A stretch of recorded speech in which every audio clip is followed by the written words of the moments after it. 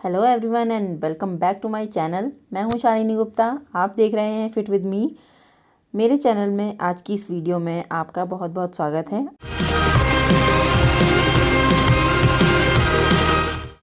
आज मैं प्राणायाम करने वाली हूं। तो सबसे पहले प्राणायाम के बारे में जान लेते हैं कि प्राणायाम क्या है।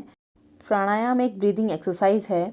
देखिए, अभी प्राणायाम के बारे में मैं आपको सिर्फ इतना बताऊंगी कि इसका मीनिंग क्या होता है। प्राण का मीनिंग होता है जीवन शक्ति और आयाम का मीनिंग होता है एक्सटेंशन, यानी कि बढ़ाना, यानी कि आपके जीवन को बढ़ाना।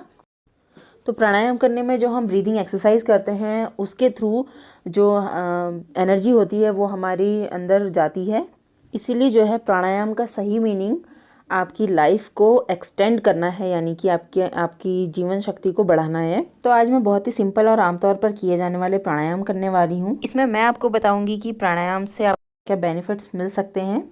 देखिए, प्राणायाम करने से आपका टेंशन, आपका हेडेक, अस्थमा और जो हकलाने वाली प्रॉब्लम होती है, इससे छुटकारा दिलाने में जो है प्राणायाम आपको हेल्प करता है। आप अपने डेली रूटीन में लाते हैं, आपकी प्राण शक्ति को बढ़ाता है, ये आपके मन को और आत्मा में प्राणायाम करने से तालमेल बनता है। तो सबसे पहले मैं आपको ये बता दूं कि प्राणायाम करने के नियम क्या क्या होते हैं। देखो, सबसे पहली बात तो प्राणायाम जो है सुबह खाली पेट करना चाहिए और जगह जो है ऐसी चुने जहाँ पे ताज़ा हवा हो। प्राणायाम करने का सही तरीका वही है कि आप एक ऐसी जगह चूज़ कर लीजिए जहाँ पे हवा बहुत अच्छी चलती हो। इसीलिए इसका जो होता है सुबह का समय बहुत अच्छा होता है। प्राणायाम करने से पहले एक बार नहा लेना जब बहुत ज़्यादा ज़रूरी है, क्योंकि नहाने के बाद हम फ्रेश महसूस करते हैं। देखिए, प्राणायाम करने का एक डिसएडवांटेज भी है कि अगर आप इसको अपनी कैपेसिटी से ज़्यादा करेंगे तो आपको चक्कर आने की प्रॉब्लम हो सकती है, सांस लेने में दिक्कत हो सकती है। तो एक बार मैंने जैसे आपको पहले वीडियो में भी बोला है कि आप एक बार डॉक्टर से सलाह ले लो या फिर किसी योग गुरु से संपर्क कर लो कि आप इसे कर सकते हैं या नहीं कर सकते हैं। आगे मैं आपको बताऊंगी कि आपको अगर जैसी जैसी प्रॉब्लम है आपको करना है कि नहीं करना है। तो इसके लिए आप वीडियो को पूरी देखना, स्किप मत करना। नेक्स्ट है प्राणायाम करना कहाँ पर है। देखिए, आप जहाँ पर आप बैठेंगे प्राणायाम करने के लिए उस जगह में जो है प्रॉपर आपको हवा होनी चाहिए, प्रॉपर लाइट होनी चाहिए। सबसे पहली बात, फ्रेश एयर की बहुत ज़्यादा ज़रूरत है। तो अगर किसी कमरे में आप प्राणायाम कर रहे हैं तो खिड़कियाँ पूरी तरीके से खोल दें, वरना प्राणायाम करने से चक्कर वगैरह आते हैं। जिस जगह पे आप बैठे हैं वहाँ पे शोर नहीं होना चाहिए ज़्यादा। तो अगर कोशिश करें कि जहाँ पर आप बैठ रहे हैं वहाँ पर आसपास कोई हल्ला गुल्ला ना हो रहा हो। नेक्स्ट है, प्राणायाम करते टाइम आंखें खुली होनी चाहिए कि बंद होनी चाहिए। सिंपल सी बात है, अगर आप प्राणायाम कर रहे हैं तो आंखें बंद करना तो कंपलसरी है। अगर आप आंखें बंद करके प्राणायाम करते हैं तो और ज़्यादा आपको फोकस करने में आपको हेल्प मिलेगी और आपको ज़्यादा अच्छा महसूस होगा। वैसे ज़्यादातर प्राणायाम में आंखें बंद ही रखी जा सकती है और हो सके तो अपनी जो आँखों की दृष्टि जो होती है, जिसे हम देखते हैं, उसको अपनी नाक की नोक पे जो है पॉइंट करना होता है और उसके बाद आंखें बंद करो।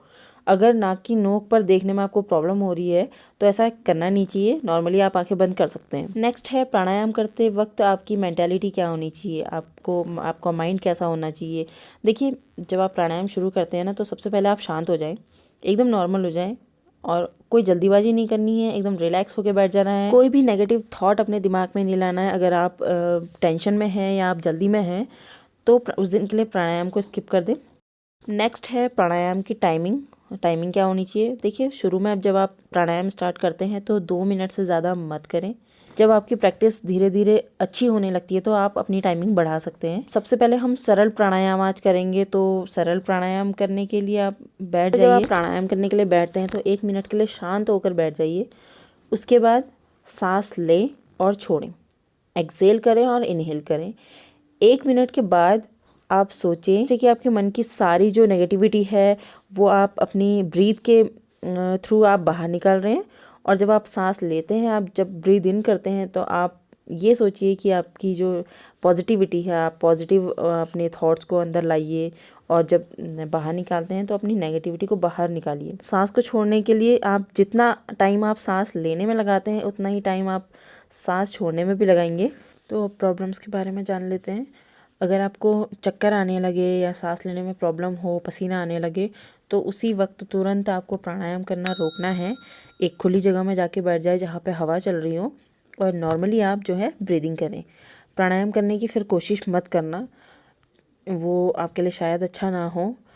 तो किस किस को आप प्राणायाम नहीं करना चाहिए? प्रेग्नेंट लेडी को प्राणायाम नहीं करना चाहिए, और 12 साल से कम उम्र के बच्चे जो होते हैं उन्हें भी प्राणायाम नहीं करना चाहिए।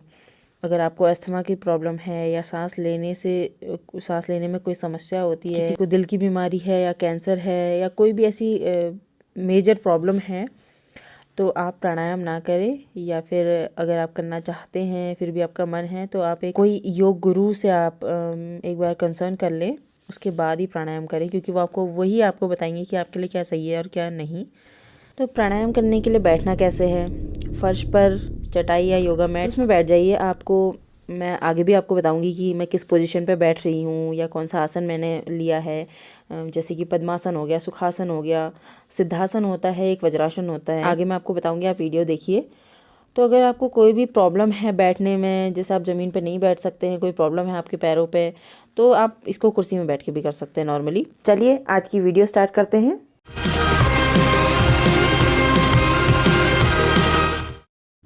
Hello everyone, welcome back to my channel. मैं हूं शालिनी गुप्ता, आप देख रहे हैं फिट विद मी। तो दोस्तों, प्राणायाम से जुड़े एडवांटेज और डिसएडवांटेज तो आपने देख लिए होंगे। आइए स्टार्ट करते हैं आज के कुछ प्राणायाम। अभी मैंने आपको बताया था कि किस किस तरीके के आसन होते हैं या कौन से लेने होते हैं। तो यहाँ पर मैं ऊपर फ़ोटो अटैच कर दूँगी। मैंने यहाँ पर लिया है पद्मासन, यानी कि लोटस पोज। पद्मासन आप सिर्फ तभी लीजिए जब आप बैठने में कंफर्टेबल हो। ज़बरदस्ती अपने पैरों को तोड़ना मरोड़ना नहीं है। तो कमर को सीधी कर लीजिए और बिल्कुल स्ट्रेट होकर बैठ जाइए शांत मन से। 1 मिनट, जैसे मैंने आपको पीछे आपको बताया कि 1 मिनट आंखें बंद करके आप बैठ जाइए। उसके बाद अपने हाथों से सिंपल एक मुद्रा ले लीजिए। आगे आने वाली वीडियोज़ में मैं आपको बताऊंगी कि आपको मुद्रा कौन सी लेनी है, किस आसन के लिए लेनी है।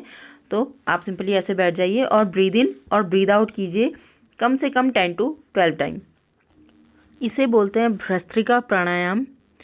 ये 3 तरीके से होता है, यानी कि 3 स्पीड में होता है। एक तो स्लो स्पीड में, एक मीडियम स्पीड में और एक हाई स्पीड में। तो हम सबसे पहले जो है स्लो स्पीड यानी कि नॉर्मल स्पीड में करेंगे इसे। सांस लेंगे और छोड़ेंगे। अपनी आइज़ को बहुत ही नॉर्मली आपको बंद करना है, एकदम बहुत ज़्यादा जोर लगा के बंद नहीं करना है। नॉर्मल बंद कीजिए और शांत होकर बैठ जाइए। उसके बाद आप प्राणायाम स्टार्ट कीजिए।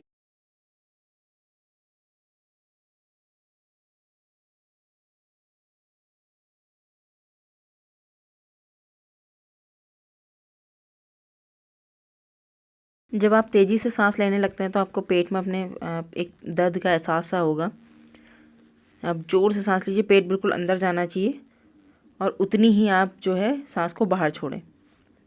सांस लें और सांस छोड़ें।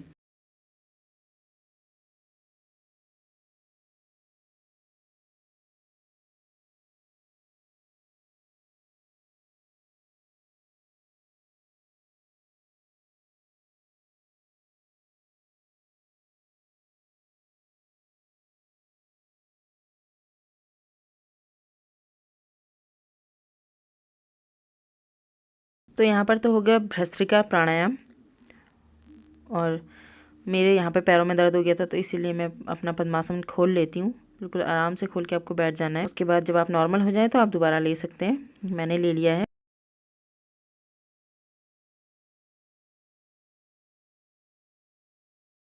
तो नेक्स्ट हम करेंगे अनुलोम विलोम।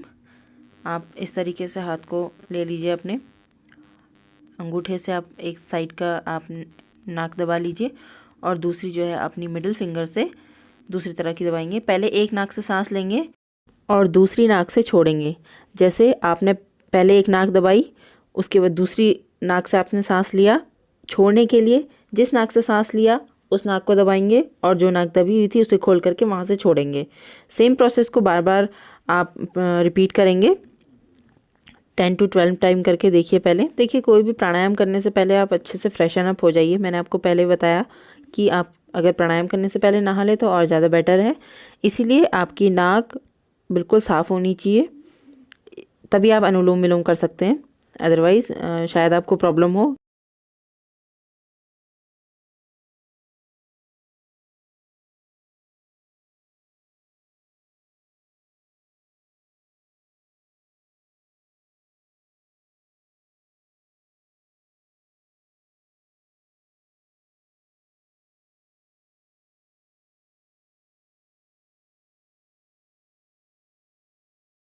तो दोस्तों नेक्स्ट में आ जाते हैं, आप अगर आपके पैरों में प्रॉब्लम है तो पहले पद्मासन को खोल के आप रेस्ट कर लीजिए, उसके बाद ही आप आसन लेना, या फिर कोई ज़रूरत भी नहीं है इतनी, आप सुखासन में बैठ सकते हैं या सिद्धासन में बैठ सकते हैं।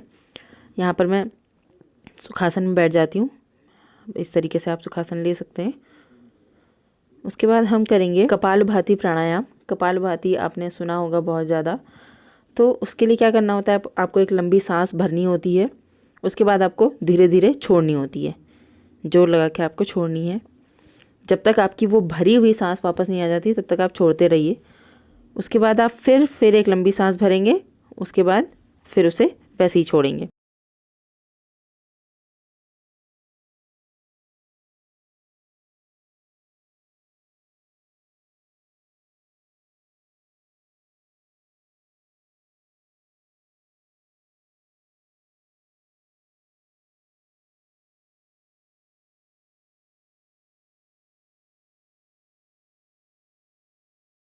मुझे तो भाई कपालभाति प्राणायाम करके बहुत ज़्यादा अच्छा लगता है। तो आप मुझे कमेंट्स बॉक्स में ज़रूर बताइए कि आपको कपालभाति करके कैसा लगा, या फिर आपने इनमें से कोई भी प्राणायाम इससे पहले किए हैं तो मुझे कमेंट सेक्शन में जाकर ज़रूर बताएं।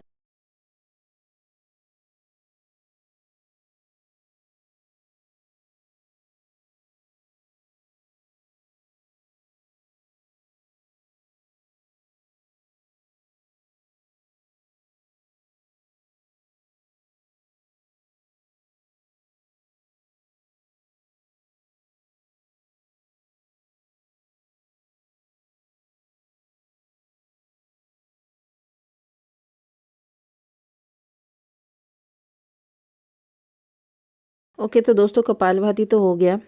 नेक्स्ट मैं करूँगी ओम का उच्चारण। तो ओम का उच्चारण करने के लिए आपको सिंपल पोजीशन पे बैठ जाना है सिद्धासन में, उसके बाद सांस भरनी है और ओम का उच्चारण करना है। ओ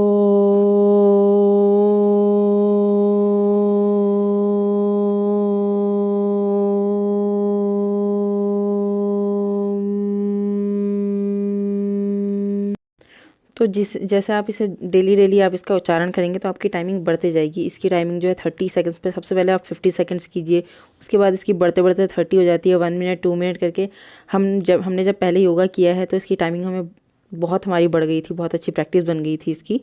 तो आप जितना सांस अंदर भरेंगे तो उसके बाद आपका उतना ही सांस जो है ओम के उच्चारण ओम के साथ उतना ही आपका बाहर आता है।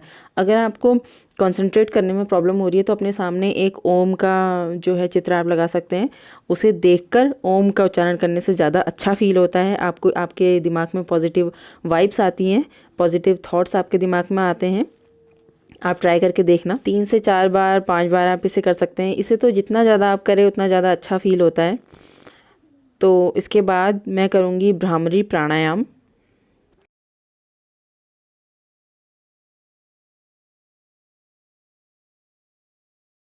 भ्रामरी प्राणायाम करने के लिए तो मुझे अपना चश्मा उतारना पड़ेगा। मैंने अपना चश्मा उतार के साइड रख दिया है।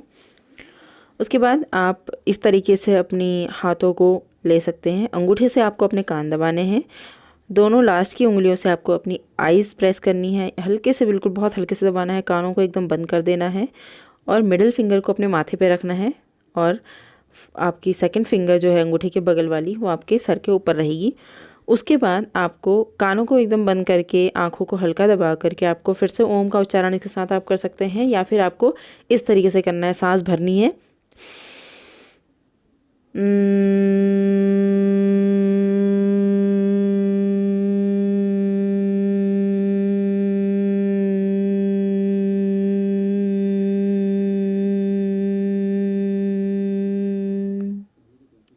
इसके साथ भी सेम कंडीशन है, जितनी सांस आप भरेंगे उतनी ही सांस आपकी बाहर आएगी।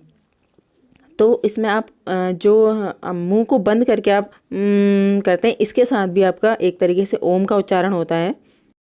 देखिए, जो भ्रामरी प्राणायाम है ना, ये आपके कानों के लिए और आपके आइज़ के लिए बहुत अच्छा है। आगे मैं आपको मैं आपको वीडियोस दूंगी प्राणायाम से रिलेटेड या योग से रिलेटेड, तो उसमें आपको इससे होने वाले बेनिफिट्स के बारे में ज़रूर बताऊंगी। तो आज के लिए ही इतने प्राणायाम करके आप देखिए। मेरी वीडियोस को लाइक कीजिए, कमेंट्स कीजिए, शेयर कीजिए। प्लीज़ प्लीज़ प्लीज़ मेरे जितने भी व्यूअर हैं, आप मेरी वीडियोस को शेयर कीजिए। Thank you so much.